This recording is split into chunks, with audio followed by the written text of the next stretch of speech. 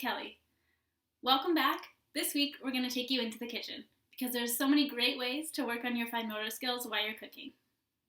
And remember, all of these activities can be done while you aren't cooking as well, so I encourage you to find ways outside of the kitchen to work on them. Your handout can explain all the different ways how, but for now I'll let the team show you. Hi kids, it's Miss Vicki. Now that you decided what you're going to make, you're going to want to prepare your workspace. So you want a clean table or countertop to work on. I have my checklist here with everything I need, and I'm going to start to collect that. Parents, you can help your kids out by giving them hints, telling them if they need the butter's in the fridge if they can't find it, or the bowl is in the middle drawer. You're going to want to carry everything over to your workspace. If it's something that's heavy, you're going to want to use 2 hands to carry it. And now I have everything I need for my recipe. Another way to make this a little bit more challenging for your kids is you can have them put all the materials and ingredients they're going to need on a tray, and then have them carry the tray to their workspace. A way to make this a little harder for your kids is you can have them write down the list of ingredients and everything they're going to need before they start, remembering all those writing tips and rules that we showed you last week. Now you're all set to start cooking. Can't wait to see what you guys make. See you next week. Hi students and parents, this is Coda Hillary and I'm going to talk to you about opening containers. These are some common containers you might have in your home. This is a pop top and this is a twist top lid. So when you're opening a twist top lid, your student's going to hold it in their non-dominant hand. They're going to use their dominant hand to get a nice wide grip on top. They're going to twist and let go, reposition, twist, let go, twist, and then hopefully it comes off. Might take a couple tries. And then you have a pop top lid. They're going to hold it in one hand, use their dominant hand to pinch and pull it off. If you don't have a nice tab like that, they might need to get extra fingers under the edge with their thumb on top to pull it off. Container you might have at home is the kind that has clasps on it. If your student is struggling to open these clasps, a trick that you can try is flipping it over and then having them open it like that. I'm showing it to you facing away from me. They would have it like this, close to their body, and they can use actually 2 hands on each tab, and by flipping it upside down, it helps it not to slide around so much, and they also don't have to stabilize it with their other hand if they're not ready to do that. Hi friends, it's Miss Rebecca, and today I want to talk to you about how you can help your parents mix ingredients while cooking. You can help your parents by scooping ingredients from one container to the next.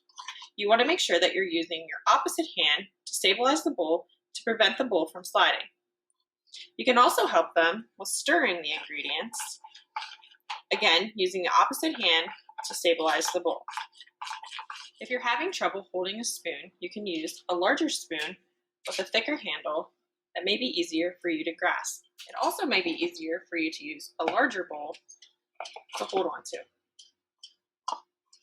Depending on what you're making, your parents may allow you to use your hands to mix the food. You want to make sure that your hands are clean. And have fun by using your hands to mix. A way to make this harder is by scooping the ingredients into a measuring cup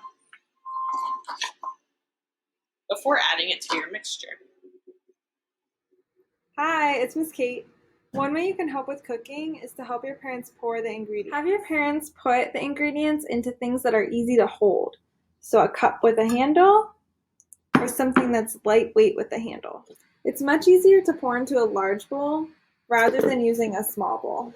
Make sure you use one hand to hold the bowl down so it doesn't move, and use your other hand to slowly pour the ingredient in.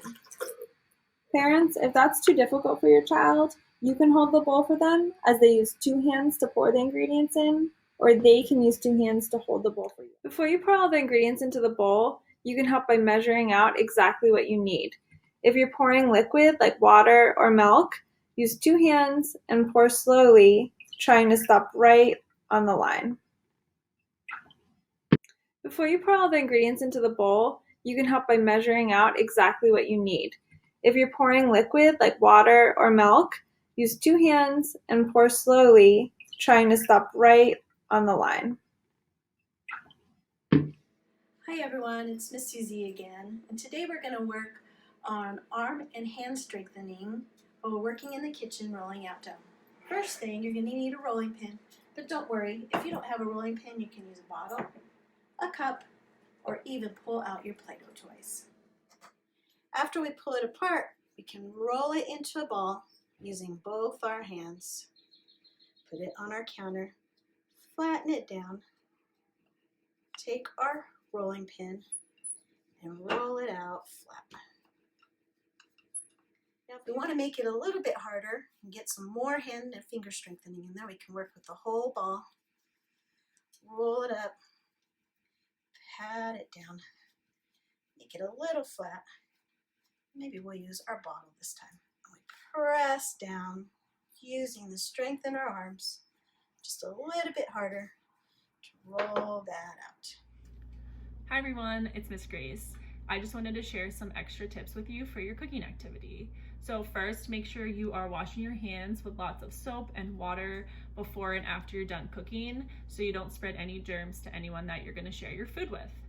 Once your hands are clean, you can use them to mix different ingredients and feel the different textures and temperatures of your food, and it's okay to get messy.